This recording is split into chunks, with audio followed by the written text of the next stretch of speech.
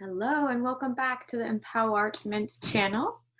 This is the place to be for people who love art and have a lot of emotions to process and are interested in being on a growth path and being the best version of themselves that they can be, and who also have a spiritual side. So I'm using art to process my emotions that have been coming up a lot more recently, as I'm 2 years into being an entrepreneur, which is its own major journey.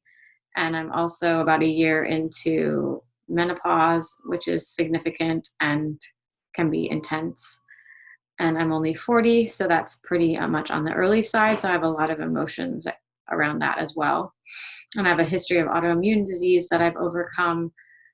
So it feels challenging to be facing another health challenge. Anyway, so this reading is for the new moon coming up next week. And this is the drawing that came out. It kind of looks like a menorah to me, like Hanukkah, but then there's also like this feeling of a scythe, like for cutting, and it's also kind of like a crescent moon. So this new moon is in Capricorn, and it is said that this will kick projects up into full gear. So something that you had on the back burner might start to feel like more of a priority in your life, and you might begin to take action where before you were simply like contemplating what you wanted to do.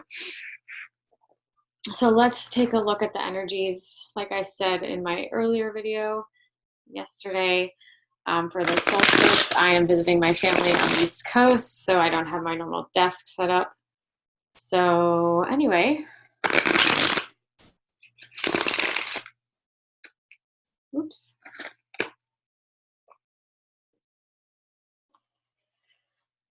That's why the setup is different. I'm on the road with just 2 decks of cards and all my art supplies. It's still a lot to bring with me. You know, my backpack is quite heavy. I have my computer, the sketchbook, and my Prismacolor art sticks and my Prismacolor colored pencils. Over the weekend, I was privileged enough to be invited to share my story of triumph over trauma in Phoenix, Arizona, with my dear friend Angela and 11 other brave souls who shared their stories of the biggest challenges in their life. And so that video I posted a few days ago, so feel free to check that out. It's just an introduction and a 6-minute talk. So it's a total of 7 minutes and 30 seconds. So you can get a bit of more insight into who I am and some of the things that I've been through. So let me know what you think of that. And if you have any comments or questions, please leave them below. Thank you to my new subscribers, and thank you for your questions, comments, likes, shares, and subscribes. And also thank you for your patronage for people who have ordered their own private drawing, personalized channeled drawing, and their own channeled messages and card readings. I'm very grateful for your support and that you are my client. And I look forward to serving you again in the future. So let's get going on this reading. I think the overall energy is coming from the bottom of the deck. It's the 3 of Swords, which is that of like profound heartbreak.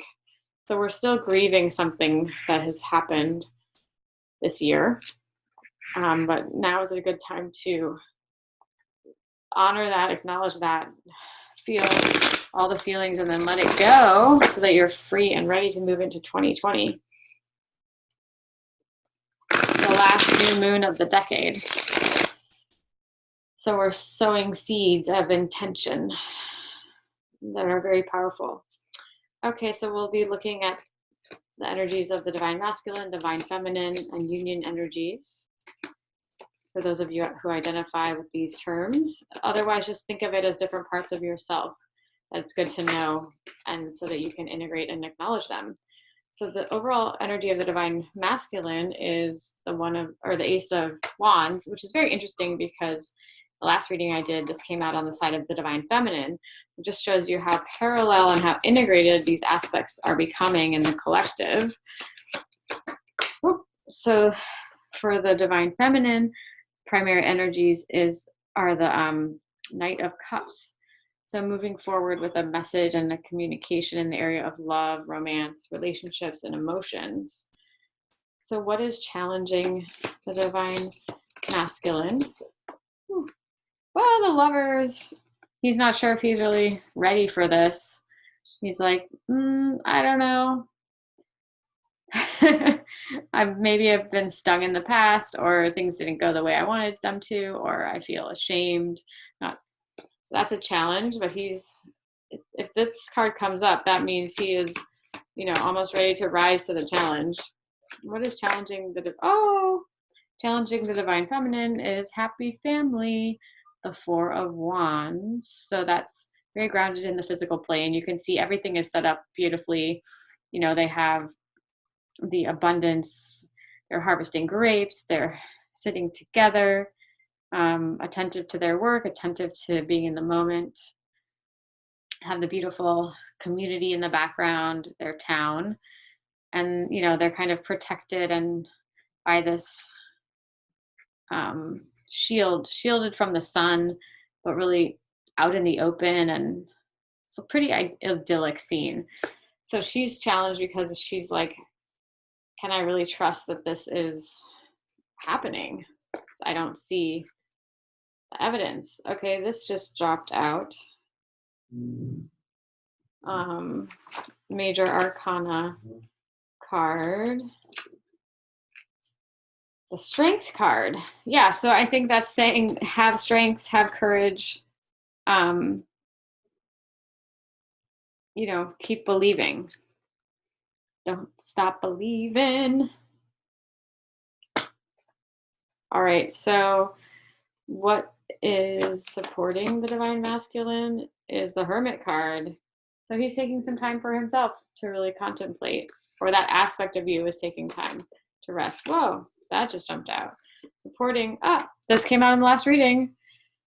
Oh my gosh, but it's moving because before it was in the challenged area, now it's supporting. So this is the Magician. So the divine feminine is being supported, that she does have the power to bring things into reality. She does have that Midas touch, the almost magical, intuitive powers to bring things toward her. And look, there's double infinity sign above her head and above his head. And on my wrist, yes. So, okay. And in the last reading, I added more things, which is what is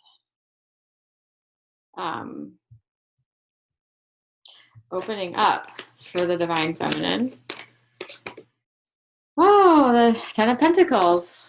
That's like complete fulfillment in the physical realm. Like her whole family is there together. She has everything that she needs, abundance. Such a beautiful card. It's kind of the parallel to the Ten of Cups, but in the financial and physical realm. And what's opening up for the divine masculine is really moving forward with his intelligence, his mind, his knowledge, and taking inspired action. You can see there's a lot of powerful energy in this card, the Knight of Swords. So he's wanting to move toward this scenario. And then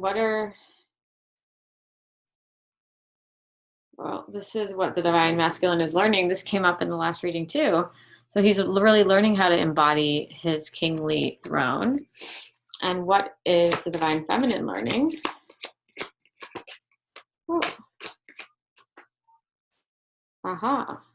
The Knight of Wands. This also came up in the last reading for her, but it came up in the position of overall energy. So just like that new passion project, taking action and standing confidently. Like there's no question that she knows what she's up to. There's no doubts. Freedom from doubts. So complete confidence. And what is the divine masculine letting go? He's letting go of the Chariot. So maybe he's letting go of controlling, how things unfold and just kind of being along for the ride. And the Divine Feminine is letting go of feeling like she has to master her craft. She can just keep showing up. She doesn't have to become the expert. She is already enough as she is. But she can keep showing up, keep doing it, but there's no pressure to become a certain way. So let's look at the energies of the union, overall energies. The Knight of Pentacles. So bringing forth the start of financial abundance. What's challenging? Major Arcana here. The Temperance card. Moderation, calm, care, patience, serenity, peace, harmony, adaptation, virtue, understanding, listening, waiting, rest. So what's challenging the union is waiting, listening, balanced energy and action, kind of right between this Lover's card and the Strengths card. So that tension, like, am I ready? Keep believing.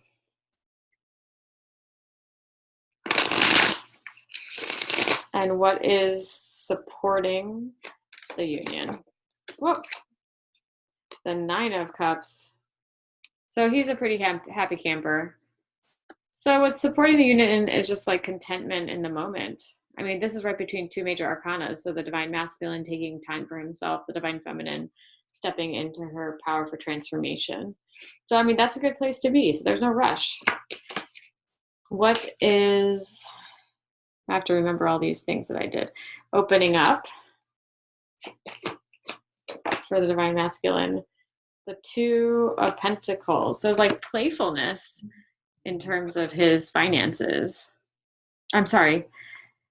Yeah, no, I meant for the union energy. Playfulness. So, and kind of the yin and the yang and the coming together, maybe even financially. So yeah. And then what is the union energy? What are they learning? They're learning sorrow is part of life. Devastation. But it's not all of it. And what are they letting go of? Yep, letting go of, yeah, more sorrow and grief. Letting go of looking on the dark side and starting to see the two cups that really are there for them. Yeah, what a fun reading. This is so fun. All right, so let us look now at one Wisdom of the Oracle card for a final message of guidance.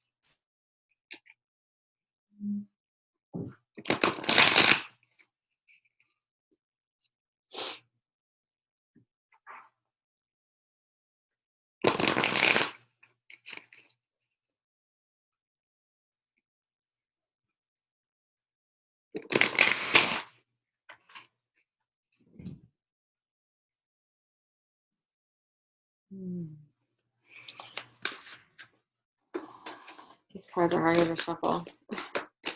They're just like big and sticky. Well, okay, so we got two. Clean it up and to be fair. So another sort of like Temperance card or Justice card. And something to clean up in your energy field. So last chance to clean up anything from this last decade.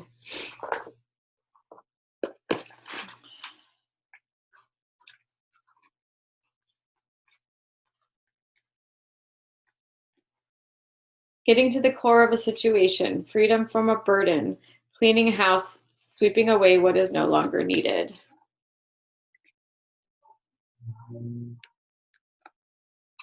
Ever feel so bogged down with emotional gunk that you can't think straight? Could you be surrounded by physical clutter in your home? Too much work? Overwhelmed? Time to clean house. Every item out of place natters away at you. Every unresolved resentment, every comparison to others that leads to a sense of lack takes up energetic space.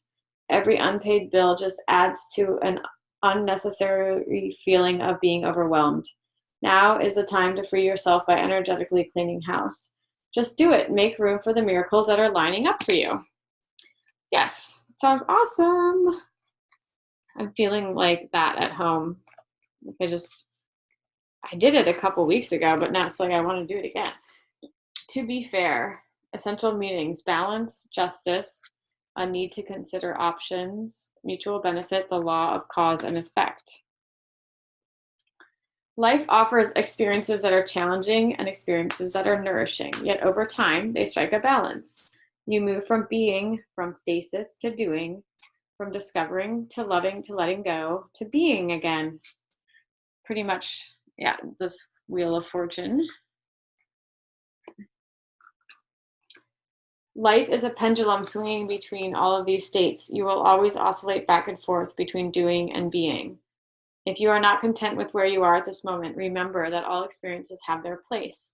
Accept them without judgment, and you will see how the universe adjusts to perfect balance. You reap what you sow. For every cause, there is an effect. Wondrous things will be revealed now. Very beautiful.